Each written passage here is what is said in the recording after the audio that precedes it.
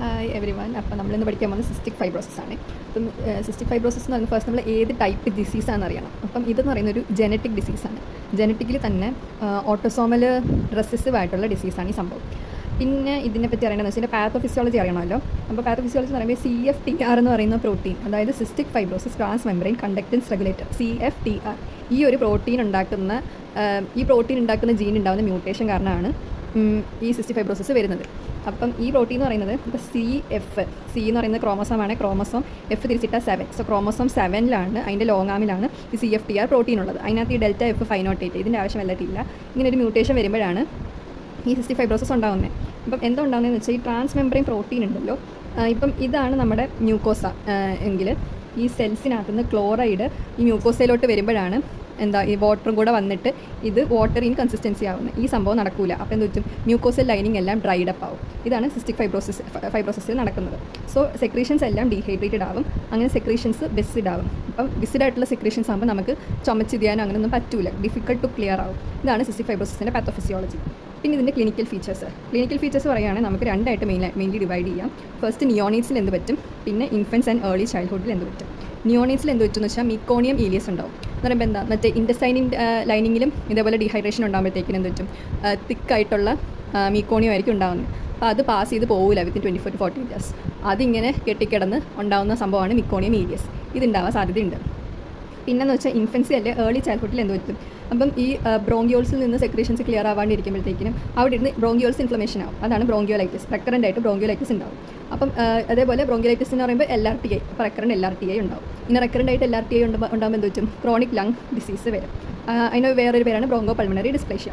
പിന്നെന്ന് വെച്ചാൽ ബ്രോങ്കിക്ടാസിസ്, അതായത് ഈ ക്രോണിക് ലങ് ഡിസീസൊക്കെ വന്ന് ഈ ബ്രോങ്കിയോസൊക്കെ ഫൈബ്രോസിസ് ഒക്കെ അടിച്ച് ഡൈലേറ്റ് ആകുമ്പോഴത്തേക്കിനും എന്താ പെർമനന്റ് ഡയലറ്റേഷൻ ഉണ്ടാവും. അതിന് പറയുന്ന വേറൊരു പേരാണല്ലോ ബ്രോങ്കിക്ടാസിസ്. അപ്പോൾ അതുണ്ടാവും. പിന്നെന്ന് വെച്ചാൽ ഒരു ഗ്രേറ്റർ ദാൻ 85% ആളുകളിലും ഒരു സംഭവം ഉണ്ടാകുന്നത് സ്റ്റീറ്റോറിയ അല്ലെ പാൻക്രിയാറ്റൈറ്റിസ് ഉണ്ടാവും. അതെന്താ, ഈ പാൻക്രിയാസിൻ്റെ ഡക്സും ഇതേപോലെ ബ്ലോക്ക്ഡ് ആയിട്ട് പാൻക്രിയാസിൽ നിന്ന് ലിപ്പേസ് വരില്ല.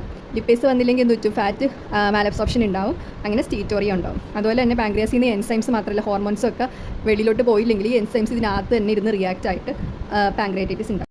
പിന്നെ നമ്മൾ അറിഞ്ഞിരിക്കുന്നതെന്ന് വെച്ചാൽ what are complications of cystic fibrosis. അപ്പോൾ ഒരു 0 to 2 years വരുമ്പോഴത്തേക്കും നമ്മൾ നേരത്തെ പറഞ്ഞു മറ്റേ മിക്കോണിയം കെട്ടിക്കിടന്നിട്ട് മിക്കോണിയം ഈലിയസ് ഉണ്ടാവാം. അതുപോലെ ബൈൽ ഡക്ട് ഒബ്സ്ട്രക്ഷൻ വരുമ്പോഴത്തേക്കും ഒബ്സ്ട്രക്റ്റീവ് ജോണ്ടിസ് ഉണ്ടാവാം. പിന്നെ ഈ ഹൈപ്പോപ്രോട്ടീനീമിയ അനീമിയ എന്നൊക്കെ പറയുമ്പം പ്രോട്ടീൻ അബ്സോർപ്ഷൻ നടക്കുന്നില്ലല്ലോ, അപ്പം ഹൈപ്പോപ്രോട്ടീനീമിയ ഉണ്ടാവാം. അതുപോലെ ഈ സ്വെറ്റിൽ കൂടെ ഈ ക്ലോറൈഡ് പോകുമ്പോഴത്തേക്കും അതുവഴി അയണും ഈ സ്വെറ്റിൽ കൂടെ സ്ക്യൂട്ടത്തിൽ കൂടെ അയണും ഒക്കെ പോകാം. അങ്ങനെ അനീമിയ ഉണ്ടാവാം. അതുപോലെ ബ്ലീഡിംഗ് ഡിസോർഡേഴ്സ് ഉണ്ടാവാം. പിന്നെ ഈ സ്വെറ്റിൽ കൂടെ ഒക്കെ ഈ ഇലക്ട്രൈറ്റ്സ് ഒക്കെ പോകുമ്പോഴത്തേക്കും ഹൈപ്പോനൈട്രീമിയ വരാം. ഈ ഇലക്ട്രൈറ്റ്സ് ഇങ്ങനെ പോകുന്നത് കൊണ്ട് ഇലക്ട്രൈറ്റ് ഇംബാലൻസ് വന്ന് ഹീസ്ട്രോക്ക് പോലെ ഹീറ്റ് പ്രോസ്റ്റേഷൻ വരാം. പിന്നെ അപ്പോൾ കുട്ടികൾ ഫെയിലിയർ ടു ത്രൈവ് ആയിരിക്കും. സ്റ്റീറ്റോറിയ നമ്മൾ പറഞ്ഞ പാൻക്രിയാറ്റിക് ഇൻസഫിഷ്യൻസി കാണാൻ വരാം. പിന്നെ ഈ തിക്കായിട്ടുള്ള സ്റ്റൂൾസ് പോകുമ്പോഴത്തേക്കും റെക്ടൽ പ്രൊലാപ്സ് ഉണ്ടാവാം. അതുപോലെ ഈ ബ്രോങ്കിലൈറ്റിസ് ഇൻഫ്ലമേഷൻ ഓഫ് ബ്രോങ്കൈയും ബ്രോങ്കിയോൾസ് കാരണം ബ്രോങ്കിലൈറ്റിസ് ഒക്കെ വരാം. പിന്നെ പല ടൈപ്പ് ന്യൂമോണിയസ് വരുന്നതിനോട് സ്റ്റെഫൈലോക്കോക്കൽ ന്യൂമോണിയാണ് 0 to 2 years വരുന്നത്. പിന്നെ 2 to 12 years വരുമ്പോഴത്തേക്കും മാലബ്സോർപ്ഷൻ ഉണ്ടാവാം, ഫാറ്റ് മാലബ്സോർപ്ഷൻ, പിന്നെ റെക്കറന്റ് ന്യൂമോണിയ ഉണ്ടാവാം. പിന്നെ ഈ മൂക്കിനകത്ത് സെക്രീഷൻസ് തിക്കായതുകൊണ്ട് നേസൽ പോളിപ്പുകൾ ഉണ്ടാവാം. പിന്നെ അതേപോലെ ഈ ഇൻറ്റസ്റ്റൈനൽ ന്യൂക്കോസ് തിക്കണിങ് കാരണം ഇൻഡിസെപ്ഷൻ ഉണ്ടാവാം. പിന്നെ ഗ്രേറ്റർ ദാൻ 13 years വരുമ്പോഴത്തേക്കും ഈ വീണ്ടും പൾമണറി ഡിസീസ് വന്ന് ക്രോണിക് പൾമണറി ഡിസീസിലോട്ട് പോവാം. പിന്നെ ക്ലബിംഗ് ഉണ്ടാവാം. നമ്മൾ ബ്രോങ്കിക്ടാസിസിലൊക്കെ ഉണ്ടല്ലോ മറ്റേ ഓക്സിജൻ സാച്ചുറേഷൻ ഒക്കെ കുറയുന്നതുകൊണ്ട് ക്ലബിംഗ് ഉണ്ടാവാം. പിന്നെ പാൻക്രിയാറ്റിക് ഇൻസഫിഷ്യൻസി വരുമ്പോഴത്തേക്കും ഇൻസുലിൻ ഒന്നും പ്രൊഡ്യൂസ് ചെയ്യില്ല, റിലീസ് ചെയ്യില്ല. അപ്പോഴത്തേക്കും ഡയബറ്റീസ് വരാം. പിന്നെ ക്രോണിക് ഇൻറ്റസ്റ്റൈനൽ ഒബ്സ്ട്രക്ഷൻ വരാം. പിന്നെ ഈ ബൈൽ ഡക്ട് ഒബ്സ്ട്രക്ഷൻ കാരണം സിറോസിസ് അടിക്കും. ഈ സിറോസിസ് അടിച്ച് ലിവർ ഫൈബ്രോസിസ് ആകുമ്പോഴത്തേക്കും ഈ പോർട്ടൽ വീനെ കംപ്രസ് ചെയ്യുമ്പോഴത്തേക്കും ഇതൊരു പോർട്ടൽ ഹൈപ്പർ ടെൻഷൻ ഉണ്ടാവാം. പിന്നെ ഗോൾ സ്റ്റോൺസ് ഇതേപോലെ ഉണ്ടാവാം. പിന്നെ നമ്മൾ നേരത്തെ പറഞ്ഞ പോലെ അസിസ്പമി ഉണ്ടാവും. ഇതൊക്കെയാണ് കോംപ്ലിക്കേഷൻസ് എന്ന് പറയുന്നത്.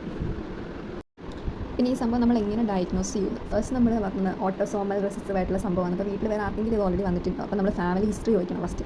പിന്നെ നമുക്ക് ഈ ക്ലോറൈഡ് സ്വെറ്റിൽ കൂടെ പോകാൻ, കാരണം എന്തായാലും മ്യൂക്കസ് മെമ്പറിലൂടെ പോകില്ല, അപ്പോൾ പുറത്തുകൂടെ പോകാം. അപ്പം നമ്മൾ സ്വെറ്റ് ക്ലോറൈഡ് ടെസ്റ്റ് ചെയ്യാൻ പുറത്ത് മെഷീനൊക്കെ ഉണ്ട്.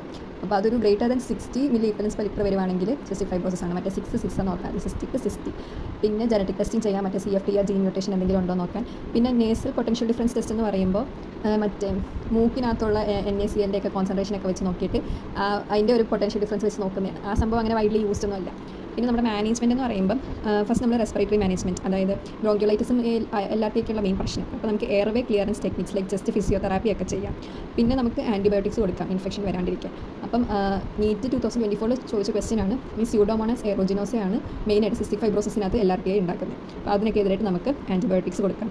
പിന്നെ നമുക്ക് anti inflammatory agents, itis, bronchitis, bronchiolitis, അതിനൊക്കെ എതിരായിട്ട് ആൻറ്റി ഇൻഫ്ലമേറ്ററി ഏജൻസ് കൊടുക്കാം. പിന്നെന്ന് വെച്ചാൽ ന്യൂട്രീഷണൽ മാനേജ്മെൻറ്റാണ്. അതായത് നമ്മൾ ഫുഡിൻ്റെ ഇൻടേക്ക് കൂട്ടണം, കാരണം എന്തായാലും അബ്സോർഷൻ നടക്കുന്നില്ല.